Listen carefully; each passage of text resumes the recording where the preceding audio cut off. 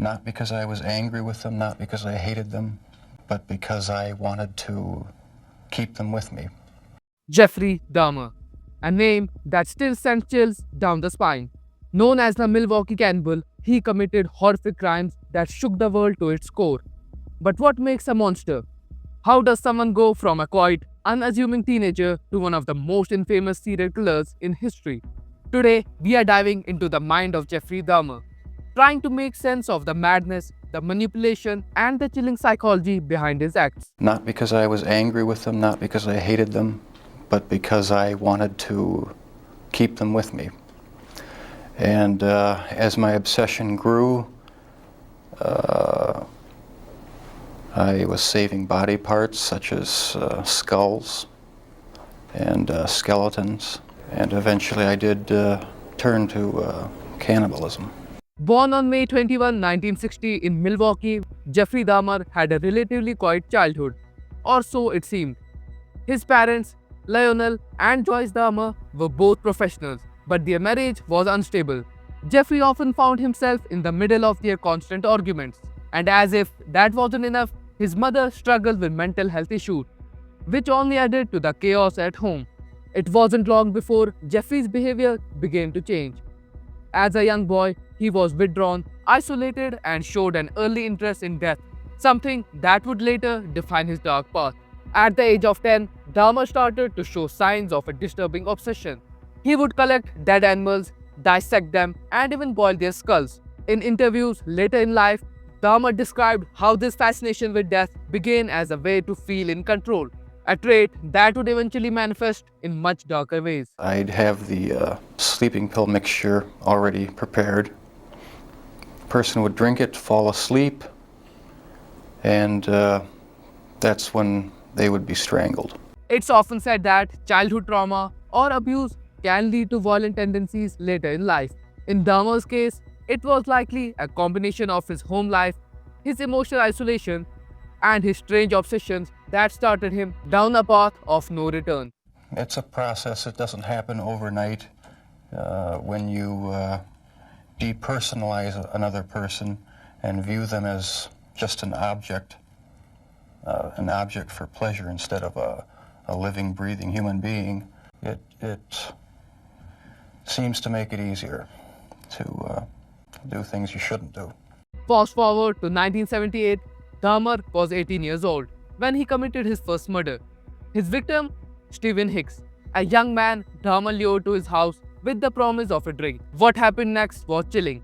Dahmer killed him with a dumbbell, strangled him, and dismembered his body. This was just the beginning.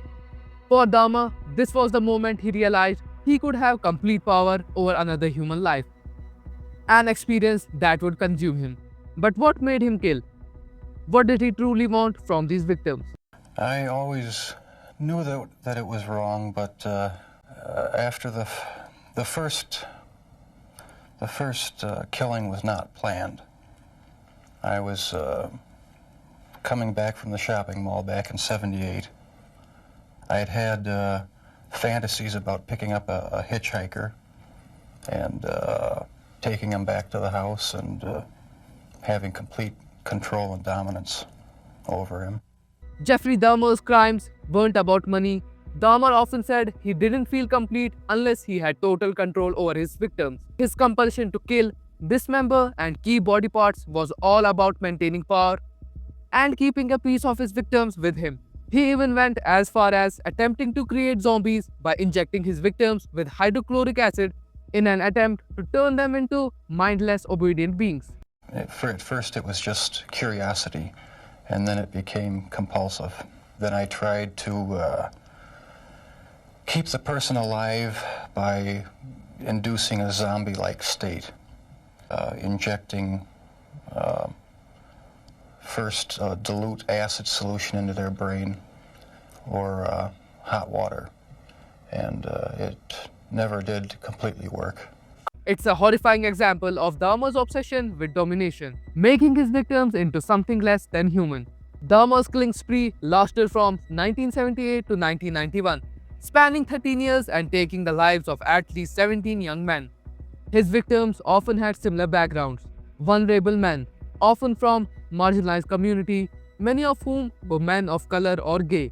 Dahmer targeted individuals who were most likely to be overlooked by society. I'd go to the nightclubs, drink, watch the striptease shows, and if I didn't meet anyone at the bars, I'd go to the bath clubs and meet someone there, offer them money, and we'd go back to the apartment, and that's when they would be strangled. The victim stories were often forgotten in the shadow of Dahmer's infamy. But each one was a person with dreams, families, and lives that were tragically cut short. Jeffrey! Jeffrey! I hate you, motherfucker! I hate you! Something's out of control! Don't fuck with me, Jeffrey! I'll kill you, goddammit! Look at this motherfucker!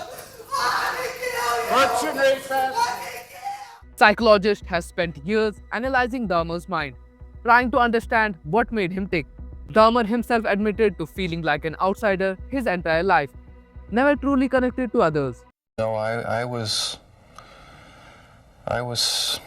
dead set on going with this compulsion. It was the only thing that gave me any satisfaction. In July of 1991, Dahmer's reign of terror finally came to an end. After one of his victims, Tracy Edwards, managed to escape and flag down police, authorities found evidence of Dahmer's horrific crimes. Photos of dismembered bodies, skulls, and even body parts stored in his apartment. I kept the mummified head and skull of one of the victims in a carrying case in my locker at work. It wasn't long before Dahmer confessed to his crimes. His arrest and trial were met with widespread shock. But for Dahmer, there was no remorse, just cold indifference. He had been finally caught, but his need for control and domination had already consumed him. It was the night of the arrest. I have no memory of what happened during the 6 hours before the last victim ran out of the apartment.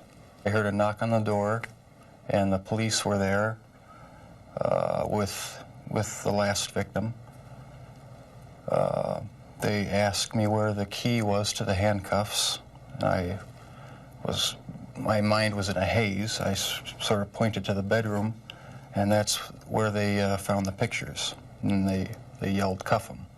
And I was handcuffed, and it was just the realization that there was no point in trying to hide my actions anymore.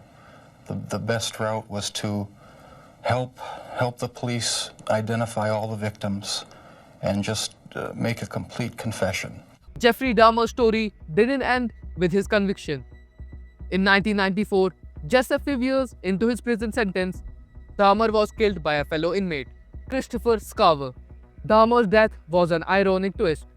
He died in the same way he had caused so much suffering, in a confined space, helpless, just like his victims. Probably, if this hadn't happened, there's no doubt I probably would be. I can't think of anything that would have stopped me. Jeffrey Dahmer's crimes are a haunting reminder of the darkness that can reside in the human mind. Thanks for watching. If you are interested in learning more about the minds behind history's most chilling figures, don't forget to like, comment, and subscribe.